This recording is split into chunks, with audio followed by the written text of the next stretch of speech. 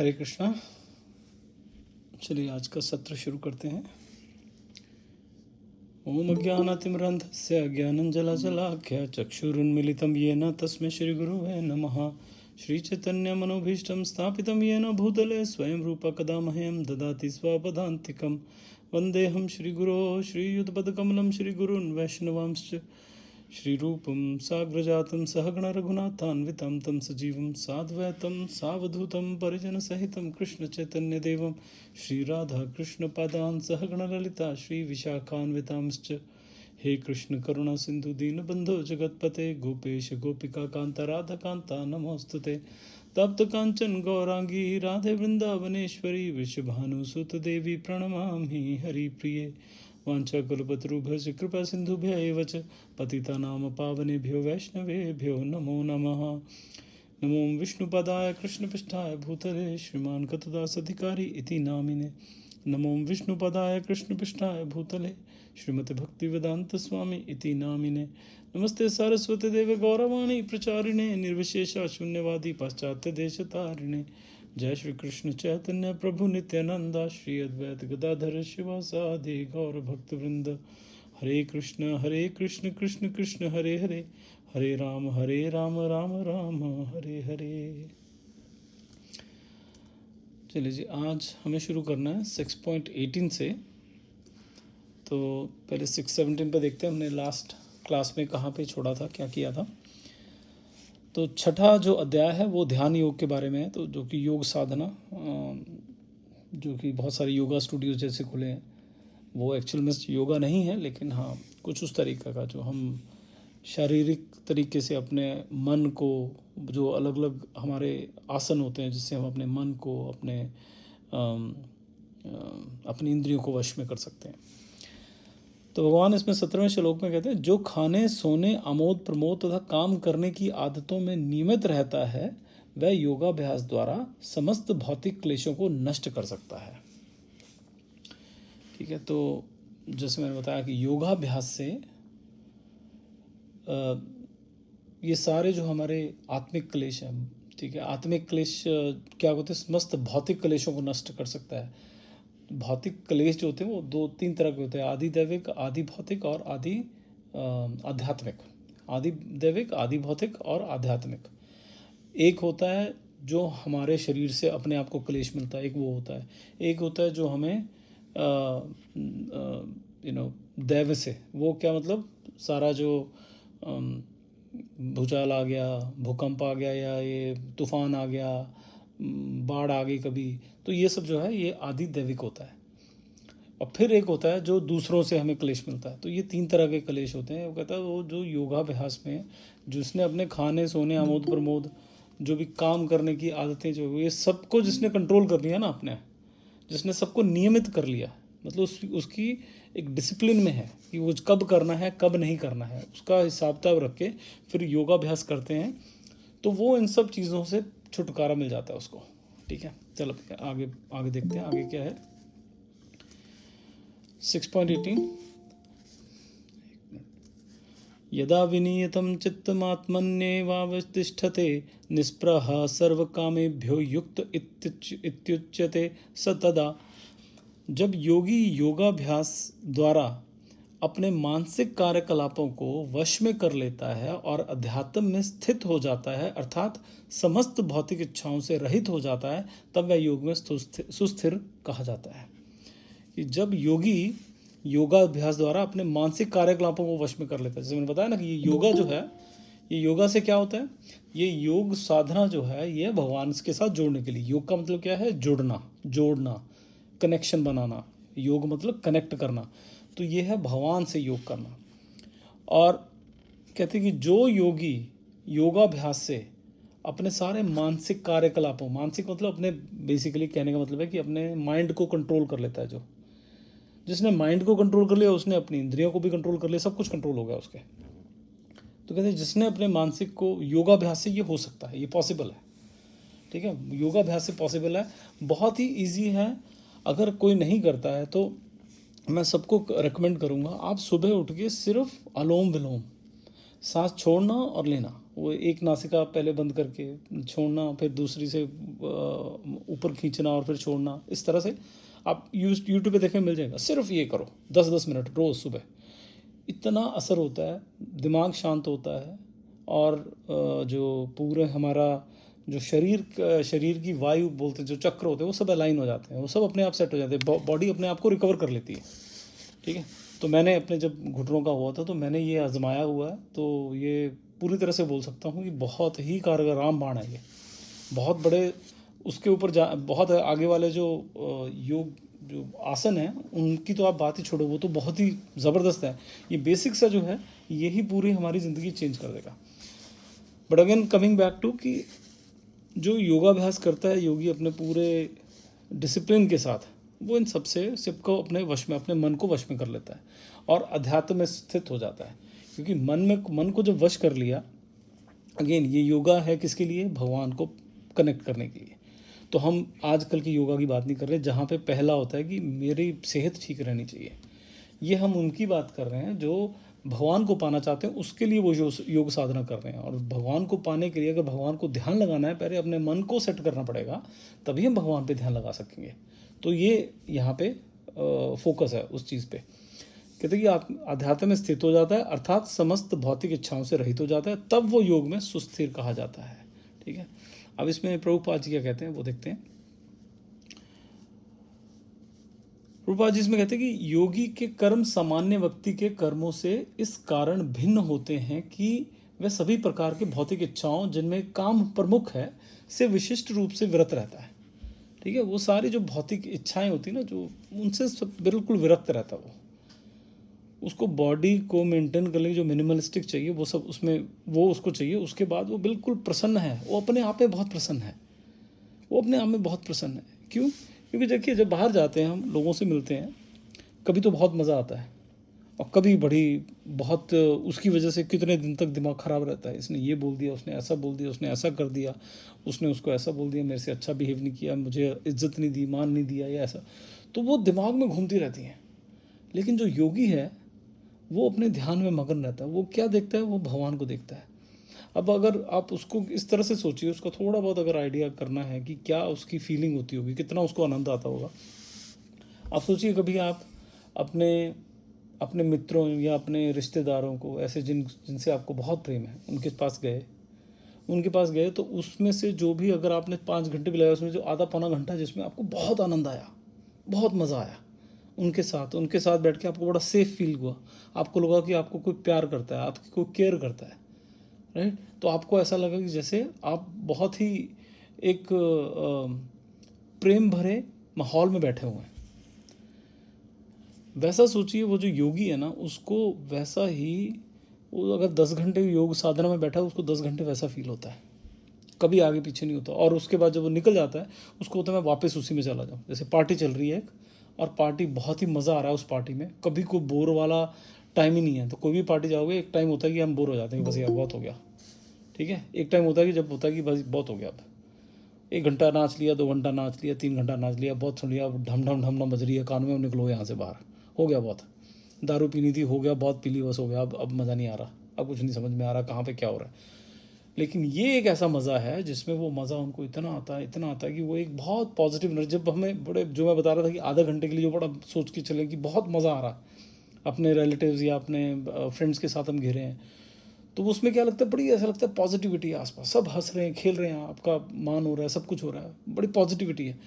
उस पॉजिटिविटी में ये योगी जो है हमेशा घिरे रहते हैं, वो समाधि है। और उसमें जब इतना मज़ा आ रहा है तो उनको पता ही नहीं चलता है, वो कई बार महीनों भर वो पड़े होते हैं अपनी साधना में। ये बहुत उच्च कोटि के योगियों की बात कर रहा हूँ, खैर मैं। एनीवेज, तो प्रभुपाद जी कहते हैं कि एक सिद्ध योगी मन की गतिविधियों में इतना अनुशासित होता है कि वह किसी भी प्रकार की भौतिक इच्छा से विचलित नहीं हो सकता। ठीक है, ये हम जो सिद्ध योगी उसकी बात कर रहे हैं कि वो अपने मन की गतिविधियों में बड़ा अनुशासित होता है। अनुशासित मतलब मन को डिसिप्लिन रखना पड़ता है, उसको डिसिप्लिन में लाना पड़ेगा, उसके साथ ज़बरदस्ती करनी पड़ती है शुरू में, उसको कंट्रोल करना है। अगर उसको कंट्रोल करने के लिए उसको अनुशासन में लाना, ये करना है और ये नहीं करना है। अनुशासन ये हुआ, राइट? डिसिप्लिन तो ये हुआ ना, ये करना है और ये नहीं करना है। उस अनुशासन को वो भंग नहीं करते कि नहीं ये ऐसे ही होगा। ये मन अगर इतना सा भी थोड़ा सा इधर कर रहा है, इसको वापस लेके आओ। उनके पास तरीके होते हैं, एक छोटा सा ऐसे इसमें मेरे को एक अभी ऐसी कथा याद आई। तो एक बार क्या हुआ कि एक बहुत बड़े ब्राह्मण थे, पुजारी थे मंदिर के, बहुत भक्त थे, भगवान के भक्त थे। और उनको क्या हुआ, एक दिन उनके मंदिर में, वो मंदिर में थे, तो मंदिर में एक दिन एक कोई स्त्री आई जो बहुत ही खूबसूरत थी। और खूबसूरत थी तो वो उसको थोड़ी देर के लिए देखते रह गए। और उसके बाद उनको बहुत दुख हुआ कि यार ये तो, और वो बार बार आती थी, तो उनको यार ये मेरा क्या हो रहा है, मेरा मन जो है वो चंचल हो रहा है, इधर उधर हो रहा है, ये क्या हो रहा है, ये अच्छी बात नहीं है। ये तो बहुत उनको ना बुरा लगता था, लेकिन मन नहीं कंट्रोल होता था। वो आती थी, बड़ी सुंदर लगती थी उनको, तो वो मन नहीं कंट्रोल कर पा रहे थे। उनको बड़ा दुख हो रहा था कि मैं क्या करूं, भगवान को बोला क्या करूं। और वो ऐसे थे कि भगवान के जैसे आमने सामने बात होती है, और ऐसे लोगों को भी देखो बहुत मुश्किल है, उनका भी बुरी हालत होती है। ठीक है, मतलब ये जो माया है वो बहुत स्ट्रांग है। तो एक दिन क्या हुआ कि भगवान ने उनको बोला कि चलो मैं तुमसे बात करनी है, मतलब ऐसे कुछ पर तो बात करनी है। तो और वो भी आई थी औरत, उसी में भगवान ने बोला कि बाहर आ। तो वो बाहर चले गए, बाहर गए, बाहर गर्मियों का दिन था, कड़कती धूप थी, और वहाँ पे भगवान उसको डांटना शुरू कर दिए। तो ये उच्च कोटि के भक्त हैं जिनसे भगवान सीधा आमने सामने बात कर रहे हैं, उनको डांटना शुरू कर दिया। उनको पहले बोला कि यहाँ पे खड़े हो, पत्थर पे खड़ा कर दिया उनको। पत्थर गर्म, गर्मियों का दिन था, पत्थर गर्म, लेकिन भगवान ने बोला वो खड़े हो गए। उनको गर्मी लग रही है, भगवान बहुत डांटा उनको, तुम ऐसे करते हो, ये कर रहे हो, तुम ऐसे कर रहे हो, वैसे कर रहे हो। अब वो सुने जा रहे हैं, और साथ में गर्म लग रहा है उनको, पत्थर नीचे से, बहुत बुरी हालत हो रही है। फिर भगवान चुप हो गए, कहते हाँ अब तेरा मन कैसा है, अब याद आ रहा है, आ रही है वो। तब उनको ध्यान आया, कहते नहीं, वो तो जो एकदम से उस स्त्री को देख के जो कहते मेरे अंदर भावना जागृत हो रही थी, वो तो खत्म हो गई। क्यों खत्म हुई, कहते वो गर्म पत्थर पे खड़ा था, उसमें दर्द हो रही थी, तो वो, अरे भगवान कहते ये बताने आए थे मेरे को। तो योगियों का, कईयों का ये तरीका, जो सुबह सुबह वो ठंडे पानी से नहाते हैं, वो एक तरीका होता है अपने मन को कंट्रोल करने का। कुछ भी ऐसा करे मन जब गड़बड़ करता है, वो जाते हैं, जाके चलो ठंडे पानी में नहा लिया, गर्मी में जाके खड़े हो गए, तो इस तरह की। खैर, हमें कृष्ण भावना में ये सब करने की ज़रूरत नहीं होती है, ये योग साधना की बात कर रहे हैं। तो ये एक कहानी मेरे को ऐसे याद आ गई।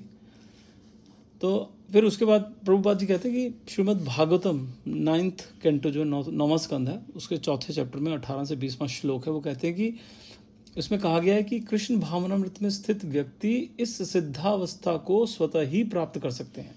कहते हैं कि ये जो मैंने अभी बताया ना, वो सारा है योग के हिसाब से, लेकिन जो कृष्ण भावना में है वो अपने आप ही उनको प्राप्त हो जाता है। कैसे? राजा अम्बरीश की जो एग्जाम्पल है, राजा अम्बरीश का एग्जाम्पल है, लेकिन उसमें इन्होंने क्या अपने प्रहलाद जी महाराज, उन्होंने बहुत अच्छा 7वें स्कंद में ना, उन्होंने बहुत अच्छा इसके बारे में एक श्लोक बोला है कि श्री प्रहलाद जी कहते हैं कि श्रवणम कीर्तनम विष्णु स्मरणम पाद सेवनम अर्चनम वंदनम दास्यम सख्यम आत्मनिवेदनम, ये 9 अंग हैं भक्ति के। वो बोले भगवान को किस तरह से पूजना है, किस तरह से चाहना है, ये 9 तरीके से, श्रवणम कीर्तनम विष्णु स्मरणम पाद सेवनम अर्चनम वंदनम दास्यम सख्यम आत्मनिवेदनम।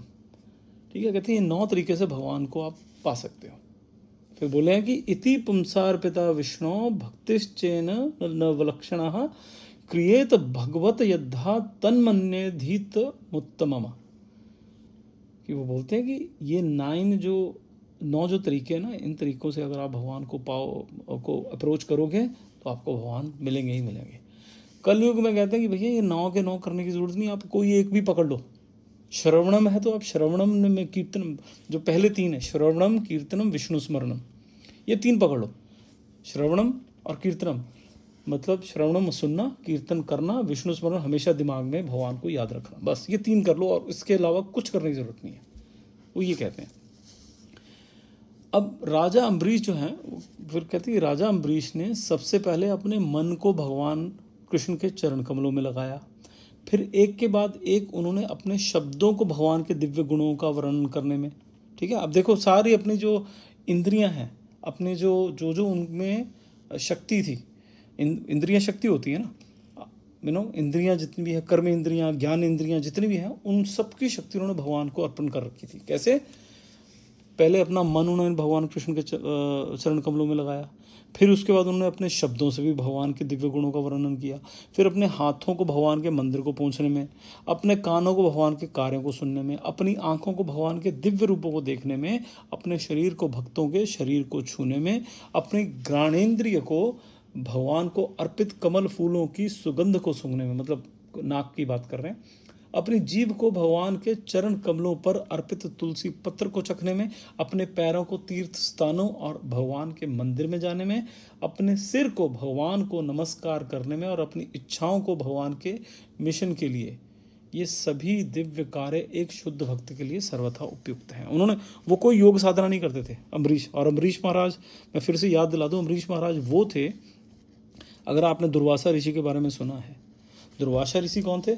जिन्होंने कोई नहीं छोड़ा, बड़े शराब दिए उन्होंने, इंद्र से लेके बड़े बड़े लोगों को बहुत शराब दिए, कि उनको बड़े क्रोधी थे ऐसे बोलते हैं।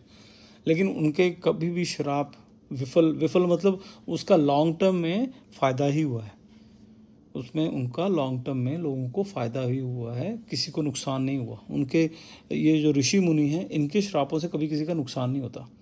जैसे अभी कार्तिक महीना चल रहा है, कार्तिक महीने में दामोदर लीला हुई थी, दामोदर मंथ भी, इसको दामोदर मास भी कहा जाता है। दामोदर में क्या हुआ था? भगवान कृष्ण को बांध दिया था यशोदा मैया ने रस्सी से, छोटे से कृष्ण। उन्होंने क्या किया? उखल को पकड़ के खींचा, यमलार्जुन, दो पेड़ थे, फेंक गिर गए। वो कौन थे यमलार्जुन? वो थे नलग्रीव और क्या नाम था उनका, नलग्रीव और भूल गया नाम उनका, बट एनीवेज, तो वो दो थे। और वो दोनों कौन थे? वो श्रापित थे। किसने श्राप दिया था? नारद मुनि ने। ठीक है, नारद मुनि जी ने उनको श्राप दिया हुआ था।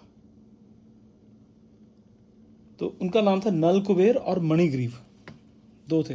और श्राप किस लिए दिया था? ये दोनों कुबेर के पुत्र थे, कुबेर के पुत्र थे। और नया नया उनको शिव जी का सानिध्य प्राप्त हो गया था, कि शिव जी के आसपास तो बड़े वो गर्व में थे कि अरे हम एक तो कुबेर के पुत्र, ऊपर से हम शिव जी के गणों में हैं, मुख्य गणों में। तो वो ऐसे बाहर वारुणी पी के थोड़ा पानी में खेल रहे हैं, उछल कूद कर रहे हैं औरतों के साथ। उधर से नारद जी आए, जो औरतें थी, ये लोग थोड़े कपड़े ऐसे थे, कम ही पहने हुए थे, नंगे से घूम रहे थे। तो वो तो शर्मा गई, वो तो चली गई। ये दोनों नशे में थे, इन्होंने ये नहीं शर्माए, ये खड़े रहे।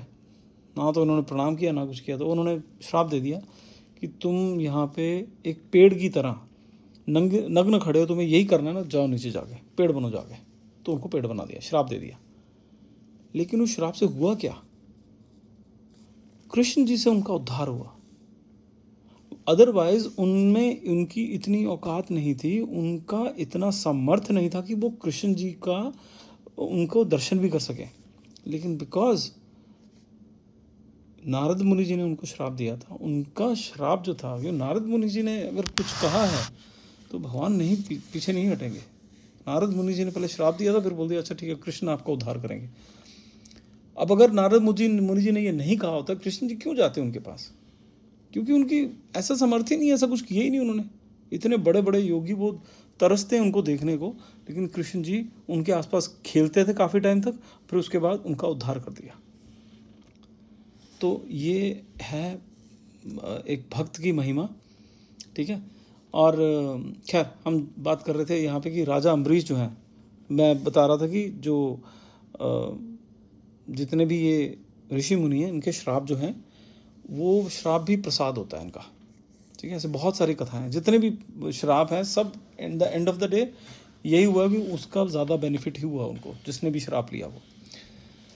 तो अम्बरीश महाराज का क्या हुआ था? दुर्वासा मुनि जी उनको श्राप दे रहे थे। अब मैं पूरी कहानी में नहीं जाता हूँ। दुर्वासा मुनि बोले कि तुमने जो भी उनसे गुस्सा हो गए, और उनकी गलती नहीं थी अम्बरीश महाराज की, उनको एक श्राप दे दिया कि तुम अभी एक अपनी ही एक शक्ति वो खड़ी की। श्राप नहीं दिया था उनको, एक्चुअली शक्ति खड़ी कर रहे थे, श्राप शुरू करनी, तुम तो खत्म हो जाओ, मर जाओ तुम तो। उन्होंने शक्ति छोड़ दी थी उन पर। और अम्बरीश महाराज ने क्या किया? उन्होंने सिर्फ हाथ जोड़ के खड़े हो गए कि ठीक है, मार रहे हो, आप ऋषि हो, मुनि हो, आप मेरे को मार दो, कोई बात नहीं। उन्होंने व्रत रखा हुआ था, लेकिन जो भगवान जो भक्त है वो तो ठीक है, वो तो उसने हम्बली उसने हाथ जोड़ के खड़ा हो गया, लेकिन उसके उनके आसपास थे, उनकी सुरक्षा में थे सुदर्शन चक्र, और उन्होंने खुद नहीं बुलाया था, वो विष्णु भगवान ने उनको उनके पास सुदर्शन चक्र छोड़ रखे थे।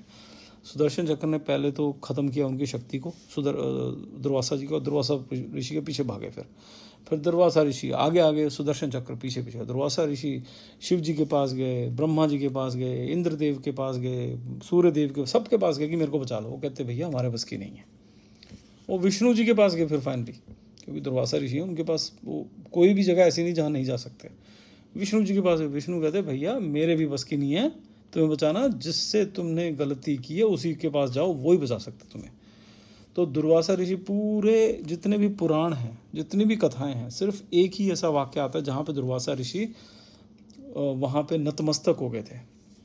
तो अम्बरीश महाराज के आगे वो उनके आगे दंडवत कर दिया कि अरे तुम मेरे को बचा लो, ये पीछे से जो आ रहा है इससे मेरे को बचाओ, इसका बहुत तेज बहुत ज़्यादा है इसका। तो जो अम्बरीश महाराज है वो बहुत ही एम्बेरस हो गए थे वहाँ पे, बड़ा शर्मिंदा हो गए थे कि प्रभु आप ये क्या कर रहे हो, कि उनको दुर्वासा ऋषि को बोला कि आप ऐसा मत कीजिए। तो उन्होंने फिर जो सुदर्शन चक्र उसकी स्तुति की और फिर सुदर्शन चक्र शांत हो गया। तो ये वो रहा अम्बरीश महाराज हैं, और ये अम्बरीश महाराज बहुत चक्रवर्ती थे। लेकिन अगर यहाँ पे पढ़ें तो ऐसा लगता है यार ये तो और कुछ काम ही नहीं करते, तो चक्रवर्ती काहे के हुए। तो अर्थ ये है कि देखिए जो भक्त है, यही ये डिफरेंस है एक योगी में और एक कृष्ण भावनामृत में। योगी वो है जो अपना घर बार सब छोड़ के, समाज छोड़ के जंगलों में चला गया, वहाँ पे ये सब कर रहा है, सिर्फ योग साधना कर रहा है और भगवान में लीन रहता है। लेकिन जो कृष्ण भावनामृत है वो इस परिवार में, इस समाज में रह के वो भगवान को प्राप्त करता है। वो इस तरह से प्राप्त करता है कि वो अपना, उसकी जो इंद्रियां हैं, उसके पास जितनी भी उसके पास शक्ति है, जैसी भी शक्ति है, वो हर शक्ति को भगवान के नाम पे लगाता है, और उसी में उसको अपने राज्य का भी देखना है, उसको अपना परिवार भी पालना, वो सब कुछ करता है। लेकिन वो उसको एज अ अपनी ड्यूटी के हिसाब से करता है कि ये मेरी ड्यूटी है, मेरा कर्तव्य है, और कर्तव्य मुझे भगवान ने दिया है, मैं उस हिसाब से कर रहा हूँ। लेकिन मन उसका सिर्फ भगवान के कार्य में लगता है। जो कहते हैं कि मेरे को पसंद क्या है, पसंद वही है जी, कि फिर वही कि अम्बरीश सबसे पहले अपने मन भगवान कृष्ण में, ठीक है, फिर एक के बाद एक उन्होंने अपने शब्दों को भगवान के दिव्य गुणों में, हाथों को भगवान के मंदिर को पहुंचने में, कानों को भगवान के कार्यों को सुनने में, मतलब उनकी कथाएं सुनने में, आंखों को भगवान के दिव्य रूपों को देखने में, शरीर भक्तों से शरीरों को छूने में। ये बहुत बड़ी बात है। ये जो अगर हम कर्म कांड की बात करें, जो भक्त होते हैं उनका अगर साथ उनके साथ करो तो हमारे जो पाप हैं वो कट जाते हैं। अगर हम भक्तों के साथ, अगर कोई साधु है ना, जो बहुत बड़े साधु होते हैं, वो बात नहीं करते हैं किसी से फालतू में, वो किसी से बात भी नहीं करते हैं।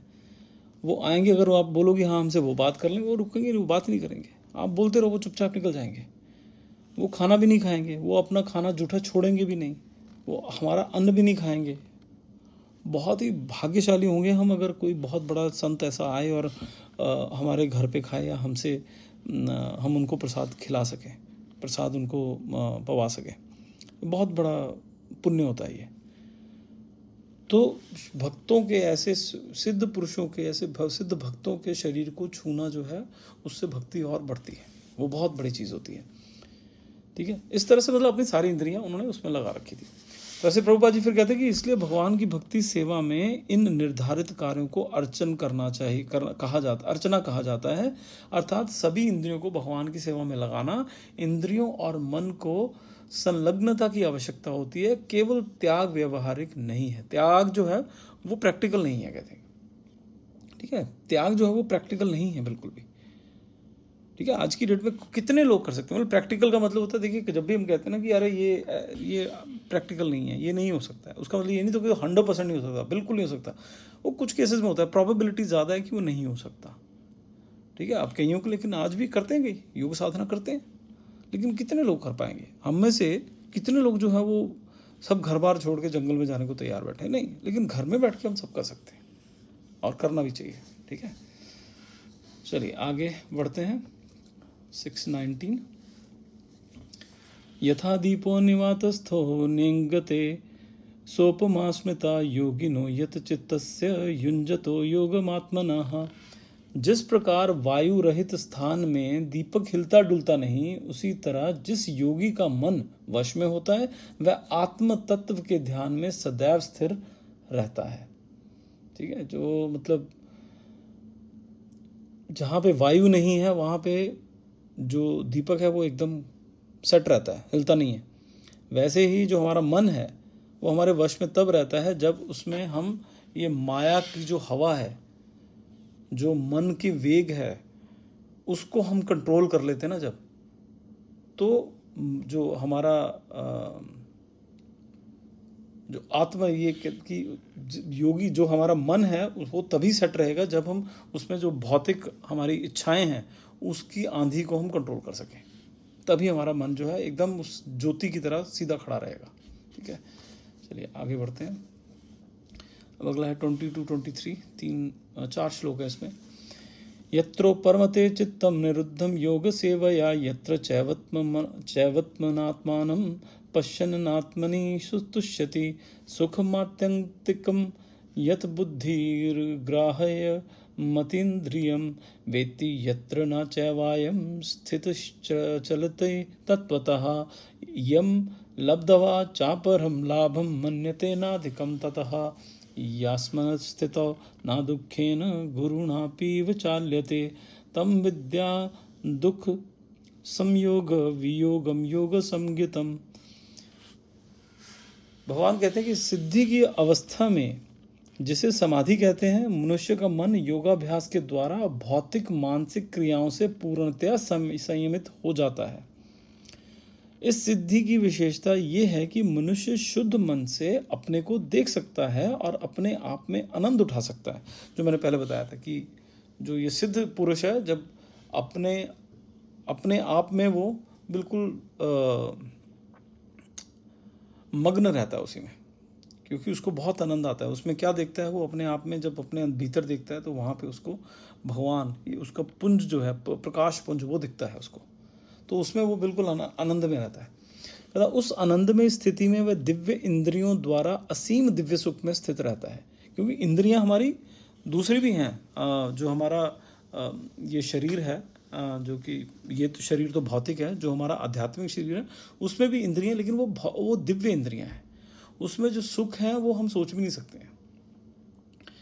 कहते तो दिव्य सुख में स्थित रहता है। इस प्रकार स्थापित मनुष्य कभी सत्य से विपथ नहीं होता और इस सुख की प्राप्ति हो जाने पर वह इससे बड़ा कोई दूसरा लाभ नहीं मानता। ठीक है ना, जिसको एक पार्टी में मज़ा आना शुरू हो गया और उसको दिख रहा है यार फ्री की पार्टी है, ठीक है, मुझे कोई पैसा नहीं देना, बड़ा सिंपल सा बस जाना है मेरे को, तो वो कहेगा मैं वहीं जाता हूँ, मेरा और कहीं क्यों जाऊँगा। राइट, कि मेरे को उसी में वहाँ पे इतना मज़ा आ रहा है, इतना आनंद आ रहा है कि और कहीं जाने का मन नहीं है, और कहीं जाने की ज़रूरत ही नहीं है। ऐसी स्थिति को पाकर मनुष्य बड़ी से बड़ी कठिनाई में भी विचलित नहीं होता है। क्योंकि देखिए हमारी ज़्यादातर कठिनाइयाँ जो है ना वो सिर्फ इसी से हैं कि हमें किसी से ये चाहिए, किसी से वो चाहिए, उसने मुझे, क्योंकि हमारी फॉल्स ईगो है। ठीक है, हमारा जो अहंकार है, हमारी किसी ने इज्जत नहीं की, या हमें किसी ने बुरा बोल दिया, हमने किसी को कुछ बोल दिया, हमने अपने आप पे कंट्रोल नहीं किया, किसी ने हमें बोल दिया, किसी को हमने बोल दिया, धन नहीं आया तो हमें सुख नहीं मिला हमारे शरीर को, तो फिर हम परेशान हो जाते हैं। तो ये सब हमारे परेशानी के कारण। लेकिन जो इंसान अपने मन में ही एकदम अपने आप में ही सुखी है, उसको इन सब चीज़ों से कोई लेना देना ही नहीं है, उसको किसी से कोई लेना देना नहीं है। वो कहता हाँ ठीक है, आ रहा है, नहीं आ रहा, कोई बात नहीं। ठीक है, तो कहते ऐसी स्थिति को पाकर मनुष्य बड़ी से बड़ी कठिनाई में भी विचलित नहीं होता। वह ये निस्संदेह भौतिक संसर्ग से उत्पन्न होने वाले समस्त दुखों से वास्तविक मुक्ति है। ये है वास्तविक मुक्ति। कहते दुखों से, हमें क्या लगता है दुखों से मुक्ति कब होगी? जब लॉटरी निकल जाएगी, जब करोड़ों रुपए आ जाएगा, हम बड़े बड़े घर बना लेंगे, बड़ी बड़ी गाड़ियाँ ले लेंगे, तो हमारी दुखों से मुक्ति हो जाएगी। ऐसा कभी नहीं होगा। दुखों से मुक्ति इस चीज़ से कभी नहीं हो सकती। वो सिर्फ अपने आत्म साक्षात्कार से ही हो सकती है। अब इसमें प्रभुपाद जी क्या कहते हैं कि इस युग में योग का सर्वोत्तम अभ्यास कृष्ण भावनामृत है, जो बिल्कुल भी अटपटा नहीं है। कहते हैं कि इस युग में योग करना बहुत मुश्किल है। योग के जो नियम हैं कलयुग में वो करना बहुत ही कठिन है। ऐसा नहीं कि इम्पॉसिबल है, अगेन वो जैसे मैं पहले बताया ना कि प्रोबेबिलिटी ज़्यादा होती है, कि प्रोबेबिलिटी की ज़्यादा है कि ये पॉसिबल नहीं है, ज़्यादातर लोगों के लिए पॉसिबल नहीं है। लेकिन कहते आज के अगर योग देखा जाए, जो कृष्ण भावनामृत जो योग है वो कर सकते हैं।